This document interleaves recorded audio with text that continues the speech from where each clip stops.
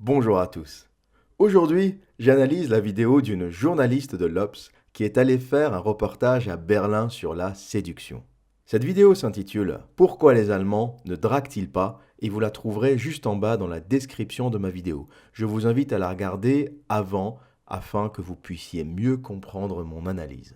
Cette journaliste a entendu par des connaissances, des amis français qui vivent à Berlin, que les Allemands ne draguaient pas, et elle a voulu aller constater cela par elle-même.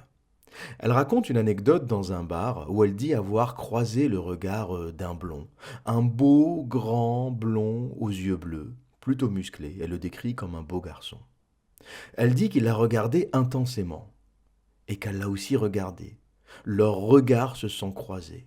Et puis, rien ne s'est passé. Et elle en a déduit que les Allemands ne draguaient pas. Mais la vraie question, ce n'est pas pourquoi les Allemands ne draguent-ils pas, mais pourquoi les Allemands ne te draguent pas? On ne peut pas tirer de conclusion hâtive sur un échange qui s'est passé dans un bar. Peut-être que cet Allemand te regardait intensément parce qu'il avait remarqué ta veste en jean avec le col mouton. Il s'est dit, il y a un truc qui cloche. Peut-être qu'il a regardé ton maquillage un peu trop forcé. Peut-être qu'il t'a simplement regardé par curiosité et non pas par attirance. Car il faut savoir que ton analyse omet deux éléments très importants. La première, c'est que tu as croisé le regard d'un homme que tu décris comme très beau, grand, blond, les yeux bleus, musclé. Et donc c'est un 10 sur 10, c'est un homme au sommet de la pyramide. Et dis-toi que cet homme a accès à toutes les femmes du bar. L'homme que tu décris pourrait approcher n'importe quelle femme parce qu'il est dans une catégorie physique très avantagée. Le deuxième point que tu omets, c'est que toi, par contre, tu n'es pas dans les 5% des femmes les plus belles, on va dire que c'est une femme plutôt physiquement moyenne, et que donc elle ne jouait pas dans la même catégorie. C'est assez surprenant, il y a même un peu d'arrogance dans son attitude, de croire qu'un homme de ce calibre viendrait l'approcher, lui parler, et qu'il se passerait peut-être quelque chose. Donc elle omet la chose la plus importante pour laquelle il n'est pas venu lui parler, ce n'est pas parce qu'il ne drague pas, parce qu'il ne veut pas la draguer tout simplement, et qu'il ne joue pas dans la même catégorie. C'est important d'être réaliste par rapport à ça. Ce qu'elle a aussi omis, et je vais ajouter un troisième point, c'est qu'elle est en Allemagne. Et en Allemagne, les femmes sont très, très, très jolies. Il y a des pays comme ça où on se retourne sur les femmes dans la rue. La Pologne, la Russie, l'Ukraine, la Lituanie, la Hongrie. Et l'Allemagne en fait partie. Donc peut-être que dans un bar en France, en Italie ou en Espagne, les hommes se retourneraient sur elles, mais pas en Allemagne, pas en Suède, pas en Norvège, pas en Pologne, pas en Russie, car elles joueraient dans une autre catégorie. C'est comme un joueur de CFA ou de deuxième division qui veut aller jouer au Real Madrid. Peut-être qu'on te laissera ramasser les t-shirts, mais tu ne pourras pas jouer. C'est une autre ligue. Et il faut dans la vie être réaliste par rapport à son physique et ne pas imaginer qu'une femme puisse avoir accès à tout. Et elle va même plus loin, elle dit, si on était en France, eh bien il serait certainement venu me parler. Et il aurait même fait un geste déplacé de la main, peut-être qu'il y aurait même eu un gros lourdeau, insinuant que en France, elle se serait presque faite agresser sexuellement. Donc il y a vraiment un décalage complet dans son analyse. Elle extrapole d'un épiphénomène qui s'est passé dans un bar parce qu'un homme n'est pas venu lui parler. Elle en conclut que les Allemands ne draguent pas. Donc je vais résumer ce premier point. Les Allemands ne te draguent pas parce que tu ne joues pas dans la même catégorie et il faut être réaliste dans la vie par rapport à son physique. Il y a un deuxième élément qui est au-delà de son anecdote, qui est évidemment la culture allemande. L'allemand est un rationnel, l'allemand est dans l'économie d'énergie, l'allemand n'aime pas le risque. Et donc, un Italien qui va dans un bar, un Italien, un Français ou un Espagnol qui va dans un bar où il y a 50 personnes et 20 femmes. Il y a toujours plus d'hommes que de femmes dans les bars, donc on va dire qu'il y a 30 hommes et 20 femmes. Il va faire quoi, l'Italien? L'Italien, il va aller tchatcher aux 20 femmes, il va toutes leur parler. Il va se prendre des râteaux, il va rigoler avec d'autres, il va prendre un ou deux numéros et il va rentrer tout seul. Et il va dépenser sans compter son énergie, il va se faire ridiculiser, il va parler aux femmes, il va prendre un ou deux numéros et il va peut-être rentrer chez lui avec une, mais c'est très peu probable. L'allemand, il fait quoi? L'allemand, c'est un sniper. L'allemand, il est rationnel, il est dans l'économie de l'énergie. Donc l'allemand, il va pas tchatcher au vin gonzesse. L'allemand, il va être posé tranquillement, il va regarder, il va analyser la situation, il va parler avec ses potes. Et il va laisser les femmes faire le boulot. Parce qu'une femme qui s'intéresse à vous, elle va s'arranger pour se mettre à côté ou danser à côté de vous, ou elle va se mettre en situation pour que vous puissiez l'aborder. Et l'allemand, il va en parler à une ou deux, celles qui lui plaisent, et il n'est pas dans la dépense calorifique, il n'est pas dans la dépense de l'énergie, il va parler à celle qui lui plaît, il va choper le numéro ou il va rentrer avec. Donc l'italien et l'allemand vont obtenir le même résultat, sauf que l'italien va travailler 10 fois plus. Parce que l'allemand vient d'un pays froid, où il faut économiser la calorie. Il vient d'une culture hyper rationnelle, où on n'aime pas le risque, on n'aime pas le ridicule, on n'aime pas se mettre en spectacle, et où on a aussi une très haute estime de soi. Il ne faut pas oublier que l'allemand, c'est le Übermensch, c'est l'homme supérieur de Nietzsche. L'homme supérieur est très présent dans la culture allemande. Il faut savoir que le Troisième Reich a été bâti sur le Übermensch de Nietzsche, l'homme supérieur, l'homme au-delà de l'animal, au-delà même du reste des hommes. Donc l'allemand rationnel ne va pas se comporter comme un italien ou comme un français parce qu'il vient de cette culture rationnelle, supérieure, dominante, et qu'il ne se met pas en risque et qu'il ne se met pas en spectacle. Donc il arrive au même résultat, mais en faisant beaucoup moins. Et ensuite, elle extrapole en troisième point un autre sujet qui est la baisse de la fertilité, le célibat. Donc elle démarre avec les Allemands ne draguent plus, elle finit avec les Allemands ne font plus d'enfants. La raison pour laquelle les Allemands ne font plus d'enfants, c'est la même raison pour laquelle les Japonais ne font plus d'enfants, et c'est la même raison pour laquelle les pays technologiquement avancés ne font plus d'enfants. C'est un problème de l'Occident, ce n'est pas uniquement un problème de l'Allemagne, même s'il est beaucoup plus poussé en Allemagne. Et on va dire que l'Allemagne, à ce regard ou à ce titre, ressemble un peu au Japon. C'est-à-dire que c'est des nations technologiquement très avancées, un peuple très intelligent, plus intelligent que la moyenne. Et donc avant de faire un gamin, un Allemand réfléchit. Là où un Indien, un Africain va faire 5, 6, 7 enfants sans réfléchir, l'Allemand, il va se dire, dans quelle école ils vont aller? Est-ce que ma maison est assez grande? Est-ce qu'il faut que je prenne un autre appart, une autre maison? Est-ce que je pourrais lui payer l'école privée? Est-ce que je pourrais lui payer les cours de karaté? Est-ce que je pourrais lui payer la danse si c'est une fille? Donc l'allemand, il va réfléchir, ou l'occidental d'une façon générale, mais l'allemand, c'est un peu, ils sont au sommet de la pyramide, les mecs, hein. J'ai toujours considéré l'Allemagne comme un pays très particulier et comme une nation très intelligente et même supérieure aux autres. Quand on regarde le parcours de l'Allemagne, anéanti après la Première Guerre mondiale et le traité de Versailles, 20 ans plus tard, ils sont la première puissance industrielle au monde. Anéanti à la Deuxième Guerre mondiale, 20 ans plus tard, ils sont la première puissance industrielle en Europe et l'une des premières puissances industrielles au monde et l'un des plus grands exportateurs au monde.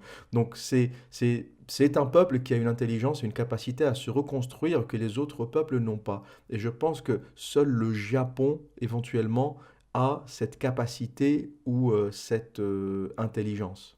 Donc, quand on associe l'intelligence qui fait qu'on réfléchit beaucoup avant d'avoir des gamins, on associe ça à des pays très avancés où les gens font beaucoup d'études ou font des études longues, hommes et femmes, on obtient ben, une réticence à faire des gamins ou des gens qui réfléchissent beaucoup plus avant de faire des gamins ou des gens qui font des gamins beaucoup plus tard. Parce que dès qu'on est intelligent et qu'on commence à réfléchir, on sait qu'un gamin, c'est pas un truc que tu ponds et que tu balances en slip dans la rue. Un gamin, c'est un être dont tu t'occupes et à qui tu essayes de préparer un avenir décent. Donc voilà ce qui fait que la natalité chute au Japon et en Allemagne. C'est que, ben, les niveaux de vie sont différents. C'est des sociétés très actives où la vie n'est pas nécessairement facile, où les gens travaillent beaucoup, où la carrière est très importante et où les gens ne font pas de gamins avant d'avoir clairement réfléchi en termes de moyens, leur capacité à avoir des gamins. Donc à la fin de sa vidéo, elle continue dans le même délire en disant que les Allemands, beaucoup d'hommes allemands ont été élevés par des féministes et pour eux, c'est normal de ne pas parler aux femmes, de les respecter.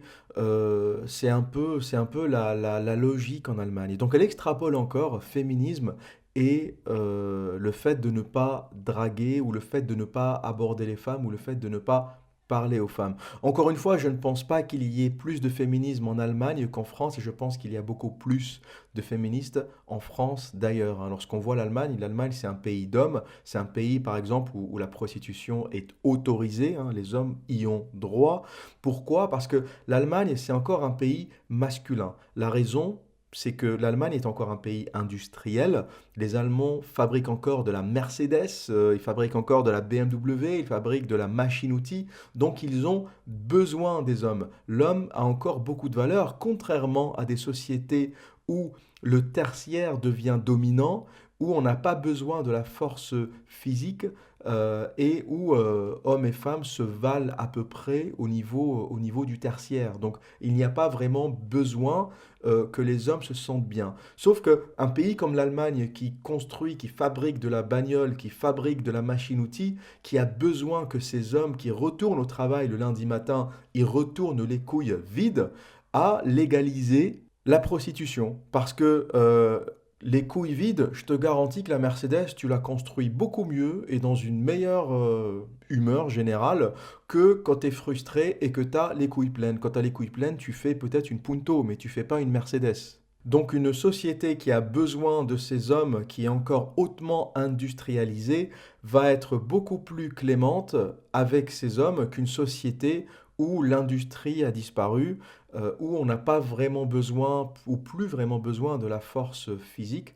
Et en général, les pays où le tertiaire devient l'industrie majoritaire sont des pays qui se féminisent majoritairement. Donc c'est ce que vous pourrez observer dans des villes comme New York, Londres, Paris et toutes les villes du tertiaire où on n'a plus besoin de l'homme qui fabrique, de l'homme qui construit, mais où on a besoin de l'homme vagin du tertiaire.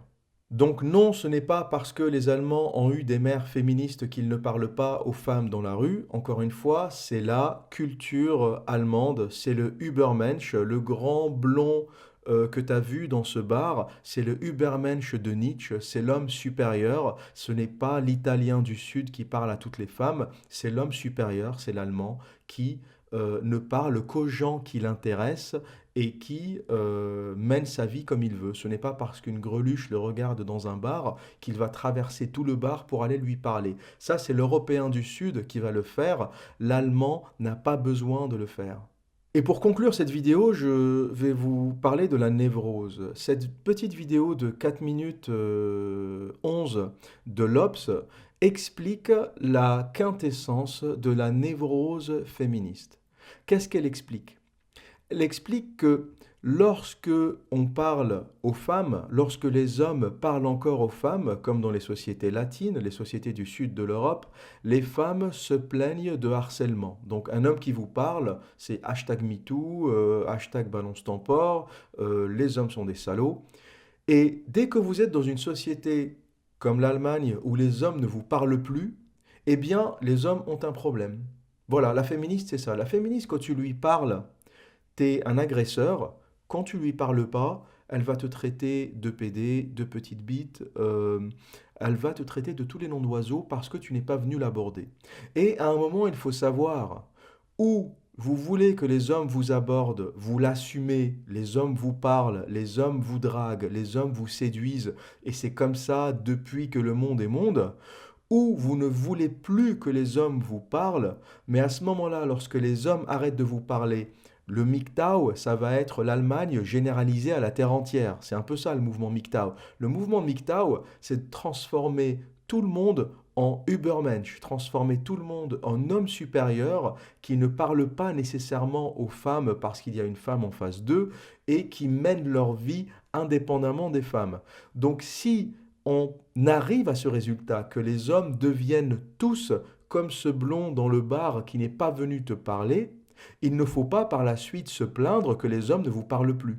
Parce que le résultat du féminisme, ça va être celui-ci. Les hommes n'aborderont plus les femmes, ne leur parleront plus, ne leur feront plus d'enfants, ne les épouseront plus, il n'y aura plus de demande en mariage, il n'y aura plus d'échange entre hommes et femmes, parce que le féminisme aura été tellement violent qu'en retour, la réponse, le MGTOW est une des réponses au féminisme, eh bien, ça va être simplement l'arrêt des rapports hommes-femmes. C'est ce qui est en train de se passer. Donc la névrose féministe est très compliquée. Est très compliquée et pour moi, c'est une maladie. J'identifie la névrose féministe à une maladie parce que le principe de la féministe, c'est qu'elle n'est jamais heureuse et que constamment, c'est le monde contre elle. Donc, si vous la draguez, si vous lui dites bonjour, vous êtes un psychopathe, vous êtes un pervers, vous êtes un prédateur. Par contre, si vous ne lui parlez pas, eh bien, elles vous font des articles pourquoi les Allemands ne draguent pas. Et elle racontait même les anecdotes des Françaises qui vivent en Allemagne, qui disent pendant 6 mois, c'est génial, j'adore vivre à Berlin, les mecs ne me parlent pas, personne ne m'aborde, j'ai la paix. Et ensuite, au bout de 6 mois, elles se disent, mais qu'est-ce qui se passe? Pourquoi personne ne me parle? Il y a un problème avec mon physique, j'ai vieilli, je ressemble plus à rien. Elles commencent à douter, parce que forcément, une femme n'est femme que dans le regard d'un homme. Une femme ne peut être heureuse et épanouie que si elle est désirée. Si vous arrêtez d'être désirée, mesdames, vous devenez folle. Le pire que l'on puisse faire à une femme, c'est de lui enlever le désir. Le pire que l'on puisse faire à une femme, c'est qu'elle ne voit plus le désir ou l'envie dans le regard de l'homme, dans le regard de aucun homme. Et c'est à ça que le féminisme est en train de conduire. C'est tuer le désir, tuer l'envie, parce que tous les hommes qui approchent une femme aujourd'hui ont peur de le faire à cause des conséquences. On ne sait pas si on va finir en tôle, si on va finir dans un journal, si on va finir enregistré, si on va finir au commissariat. C'est devenu dangereux. Et donc, beaucoup d'hommes n'en veulent plus. Parce que la femme, sur tout le parcours, ce n'est que du danger. Du danger quand tu l'approches, du danger quand tu l'épouses, parce que, à cause de la société féminisée, eh bien, tu finis souvent à poil après ton divorce. C'est du danger sur toute la ligne. Il n'y a, quand on pèse le pour et le contre de s'associer avec une femme, eh bien, souvent, il n'y a pas beaucoup de points positifs. Donc, voilà exactement à quoi va nous mener le féminisme. C'est exactement à ça. C'est la fin des rapports hommes-femmes. Les hommes qui quittent la plantation, c'est déjà en train d'arriver. C'est un Berlin généralisé, où les hommes ne parleront plus aux femmes et où il y aura des méga clubs comme le Artemis Club qui seront des maisons closes sur 4 étages où les hommes pourront aller se soulager. Ça sera moins dangereux, moins cher, plus intéressant, plus divertissant. Et on reviendra le jour où les féministes auront disparu. Voilà pour aujourd'hui. Et que dire d'autre? Eh bien, comme à mon habitude, prenez soin de vous et à très bientôt.